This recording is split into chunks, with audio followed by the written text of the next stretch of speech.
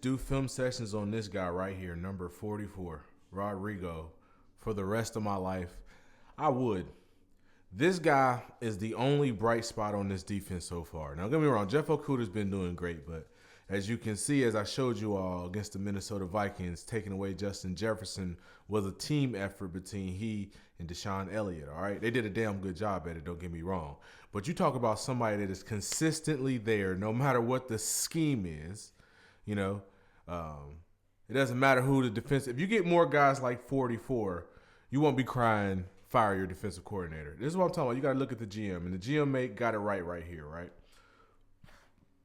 So we're just going to read your keys, outside lineman, inside lineman, right? Alignment, excuse me. And then straight downhill, right?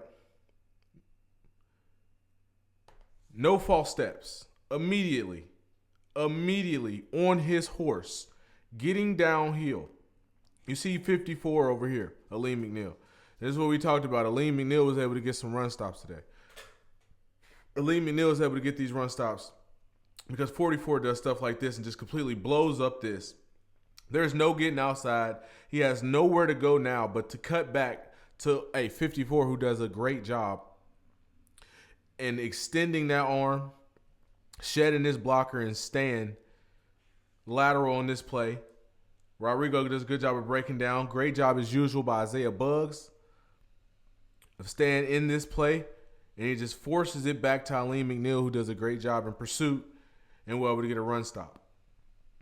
But when I talk about linebackers all the time, it is no false step and immediately reading your keys. He immediately reads his keys. This guy's pulling. This guy's blocking. All right, run. I'm going, right? There's no receiving threat over here. There's nothing to think about. Right on my horse. Blow this play up. Force it back inside to your defensive tackle who makes a great play getting downhill. You want to talk about one bright spot on the defense, and that's what you got in 44, man.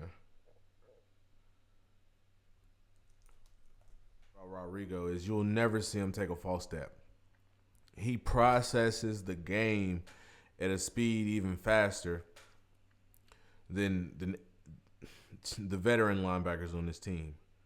I mean, as this play goes, he goes, right? Flies off the ball, no false step, stays in the play, does not over pursue, knows that there's a backside that he can cut back to anytime they get the down blocking like that, stays in this play. And when the ball bounces towards him, he's able to go down there and get a TFL. I believe this wasn't a TFL. Or get a tackle, right? I mean, a lot of good stuff we see from him. But I think when you really get to looking at it, it proves how the line and the linebackers have to help each other. Okay? If this guy doesn't whiff on this chop attempt or this cut block attempt here, and Buggs doesn't get this good extension here, right? And he doesn't get washed. He's able to get that good extension. And now he's a free release. And now he's able to get some. And Rodrigo's able to flow and finish it off. So when I get to talking about Aaron Glenn, I mean, you got to get players that can read, react, process, and then win their reps. So, as you can see here, a good job of winning by the defensive line, Buggs in particular, and Rodrigo getting in there and finishing it off. Or is just a dog, man. I mean, just watch him here in the middle. I mean, you just can't coach this level of processing this fast, and he always just, again, I'm reading my keys. He's the only linebacker on the team that literally just is fundamental football. He sees the guard pull. He knows it's a run. I'm here.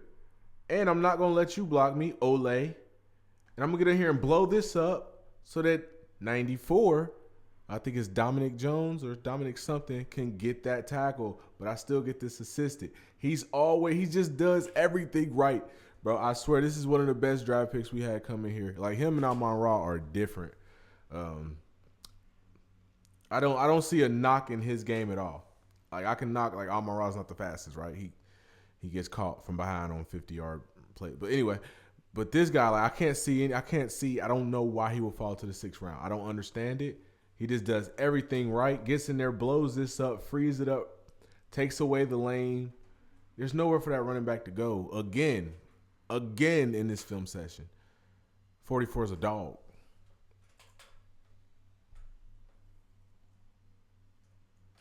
If he wants to stay on the field and these obvious like passing downs, he's going to have to make this play. Now, this is a really tough one because of the position that he's going to be in, but I got to keep it objective here. And so we're going to get the screen game working to the backside. As you can see, he's going to flirt with the idea of a blitz, but he drop backs in coverage. Reads this well. Does everything good up to this point. As you can see here, making this tackle is hard with the offensive line wedging. Also going to give him a shove. And he's just going to whiff on this tackle here. And then Jeff Okuda's going to do the same thing. Like I said, they had Ramondre Stevenson looking like Reggie Bush. And this is going to lead to a pretty big gain of about 15 yards.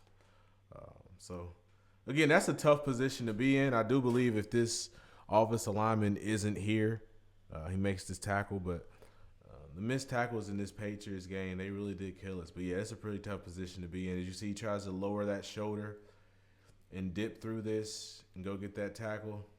Much better job than what we seen in week 1 where he missed a similar tackle like this.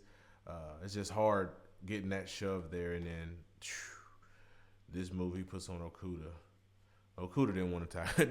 Okuda did not want to tackle that man. Ramondre Stevenson's not a little guy, man. They did not want to tackle that man. Your illustration of 34 Anzalone. Maybe, hey, I'll give Anzalone the benefit of the doubt. Maybe it's, NFL level stuff I just don't know nothing about, right? Maybe the green dot, he has a lot more to look over and he can't react as fast as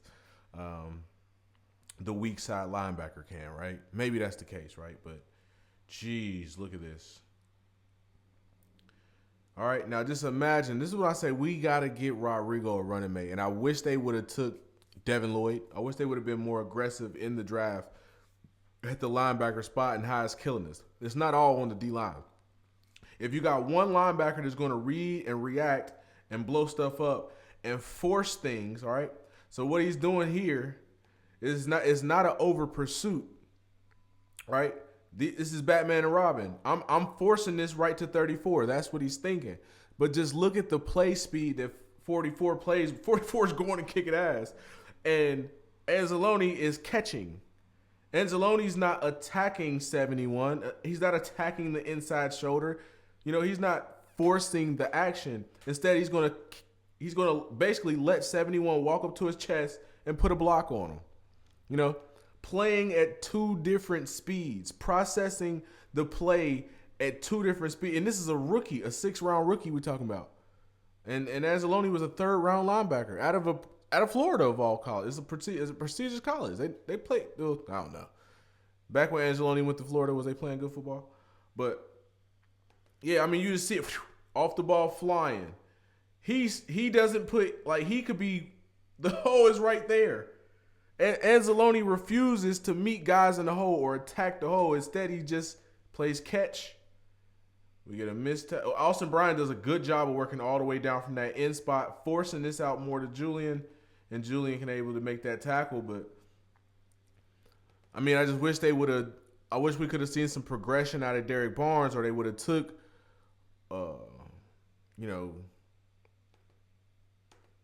took more linebackers. Again, I don't care if they fire Aaron Glenn or not. It's not up to me. We can get a defensive guru in here. Somebody actually knows what they're doing. That's fine.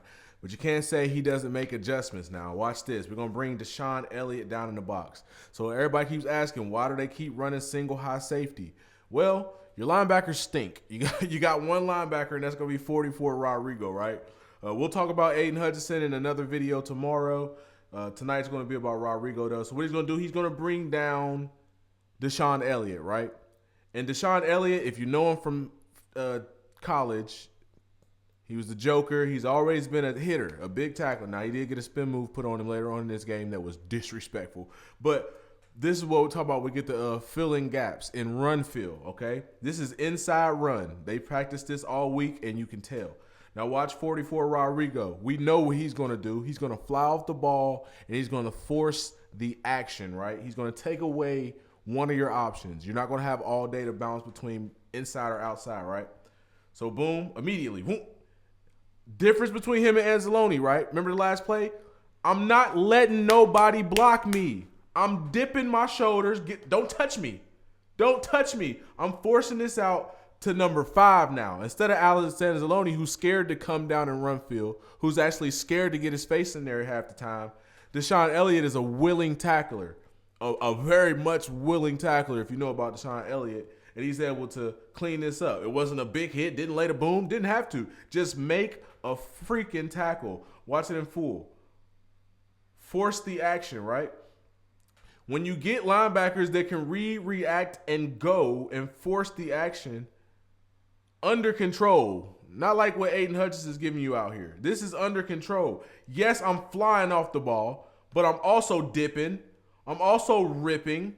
And I'm also telling guys, it's almost a hold. Get off me. But I'm forcing the action up to somebody else, right? Up to somebody else who's willing. Why did they bench number 5? I don't know. He's clearly been the best player in the secondary all year. But him and Jeff Okudah, but he's been the most consistent. I don't know why he would get benched for Savion Smith. Prayers for Savion Smith. But somebody that's willing to come down and stuff and not let somebody block him. This is a safety. This is why he has to run single high. So somebody can come, so somebody with some fucking edge can come down and run support and make a tackle. We just got to give 44 Rodrigo some help. You know, maybe we're just one linebacker away that can get down there and thump with him, but you got to get that linebacker. You got to go get him.